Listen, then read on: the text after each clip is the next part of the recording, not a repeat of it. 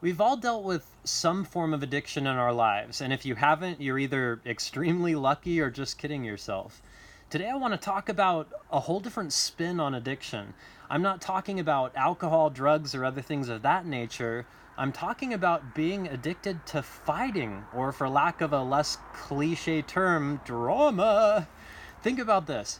The body and brain can't distinguish the difference between the rush that we get from going on a roller coaster ride or opening up the perfect Christmas gift, the happy feel good excitement, and the rush we get from being angry, fighting, or upset. Both produce the same adrenaline, endorphins, and give us that taste of the extreme that keeps life exciting. Have you ever seen a couple that seems to fight all the time, where you wonder why the heck they've been together for so long if all they do is fight? Or worse yet, is this starting to sound like your current relationship?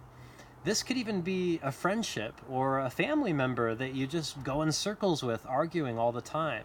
Sure, the make-up sex in a relationship could be very passionate after a fight, but is that a healthy way to reach that level of intimacy? There's quite a bit I have to say about this, and I hope it plants a seed in the minds of those who might not even realize that they have, for lack of a better term, a drama addiction. Like any addiction, the fighting can start to control us, similar to the urge drug addicts get to get high. There's also a secondary gratification of being able to constantly vent our anger to each other. It's an unhealthy release for bottled up anxiety or discomfort. I personally couldn't handle being around an angry partner all the time who has come to expect me to be their punching bag or outlet. Lots of us might have grown up in a home environment with lots of turmoil where parents are fighting all the time. This sets a subconscious standard of what relationships are like at a very young age.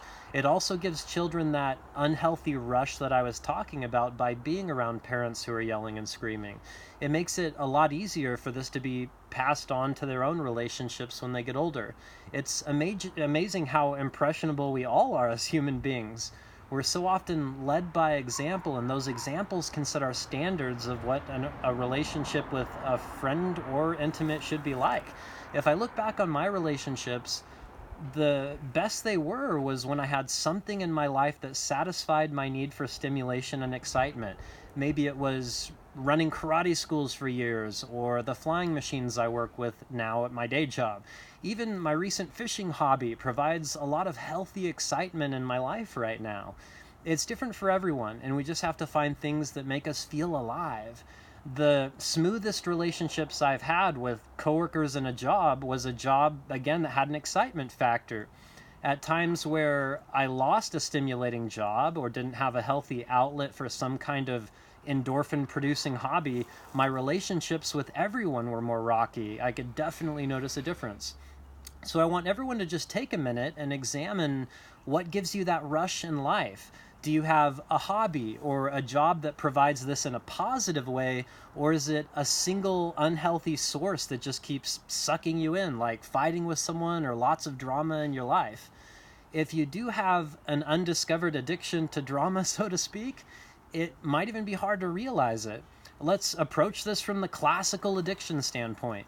Just like with alcoholics, are you rationalizing that you just have a few beers a day when it's a serious problem? The same thing can apply to constantly having conflict in your life.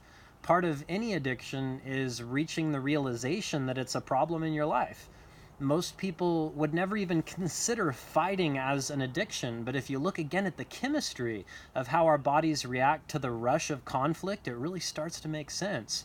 So, what can we do about all this? If practicing counting to 10 or, quote, not sweating the small stuff isn't working and you find yourself in round 3 of a fight, something needs changing. Approaching addiction to conflict can be done in the same way any addiction is, realizing that there's a problem and following a very specific step or plan to change. If an alcoholic is just starting a program to help them quit, it's a huge trigger if they walked into a bar, right? It takes time and some dedicated self-work to change major things like this. Eventually, they might be totally fine being in a bar or that environment, but only after they've fully understood and truly worked through their addiction. If you start to feel your body tense and you're ready to lose it with someone you care about, it's time to get the heck out of there. An alcoholic wouldn't hang out in a bar and just expect the desire to drink to go away, right? He or she would be much better off going to the gym or movies or anything that doesn't feed the situation.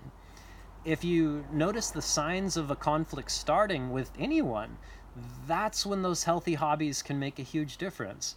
I was having a horrible Monday this week, and it took a lot for me to still go fishing at the end of the day. I was exhausted, it took effort, but I know from recent experience how that specific activity has been really beneficial for me personally. For you, it can be anything that's mindful and provides some level of stimulation. I went for less than a couple of hours and came back with a giddy smile on my face, even though I didn't catch anything. And I also slept really well that night too, which is interesting. Changing the energy, as I call it. And that's a very watered down example compared to a knockdown, drag out fight with your partner. But nevertheless, I recognized that I was starting to be unpleasant to be around, and due to practice, had the insight to do something about it. It took time for me to get there, and like everything I talk about on this channel, it takes courage and loving patience to change tough things about ourselves. One last thing I want to mention before I get into a list of a few warning signs and solutions is this. We have bipolar disorder. When picking a healthy outlet or hobby that brings spark to our life, we have to be so careful that it doesn't act as a catalyst for triggering or mania, basically. Here's an example. Playing a video game can give someone a rush or a distraction, but if they find themselves staying up all night and missing work the next day due to the game, that's not really progress or a healthy outlet. Our lives come down to that one single magical word, and I'm sure you know what it is: balance.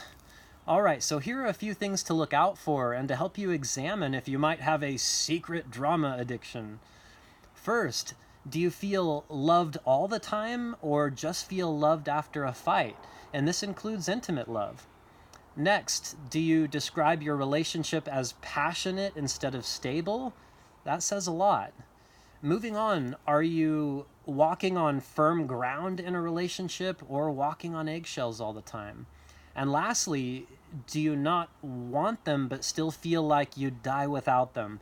Those are some important things to consider.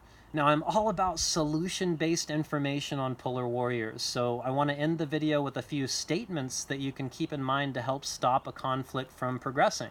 Some of these might sound total common sense and simple, but they're really good reminders, and I'll elaborate on them a little bit. So the one thing you could say is, let me think about that. This not only buys you some time to cool off, but it also sends a message that you care enough to consider their viewpoints. This alone can be calming to both parties. Another one you can say is, you might be right. I know this can go against your deepest feelings at the time, but this shows a willingness to compromise.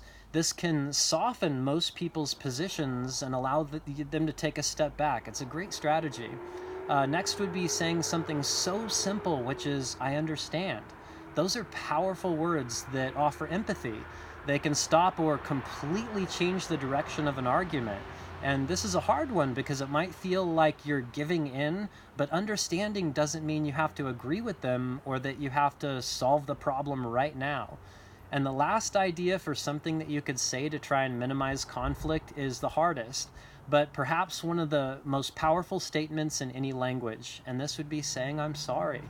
So many people have such a hard time saying this because it feels like an admission of guilt or taking complete responsibility. Apologies can simply mean owning some part of the responsibility. For example, saying, I'm sorry that I came across that way. I didn't mean it that way. Apologies can really change the game from, it's not my fault, to, I understand. If you ever say any of these things, there absolutely has to be sincerity behind them, or it's just going to add fuel to the fire. If you say, I understand, in a heated situation, mean it. Don't say it sarcastically. If you say, I'm sorry, do it with the utmost sincerity. Again, this isn't easy, but I'm sure the person you love is worth it. All right, I've jumped around quite a bit, and a simple discussion about fighting being a subconscious addiction has turned into quite the video here. Probably the longest one I've done for Patreon so far. As always, though, I hope my words help some of you here to find more peace in your life. That's what we're all here for. Love you all very much, and take gentle care of yourself this week. We'll see you guys here soon for another exclusive Patreon video.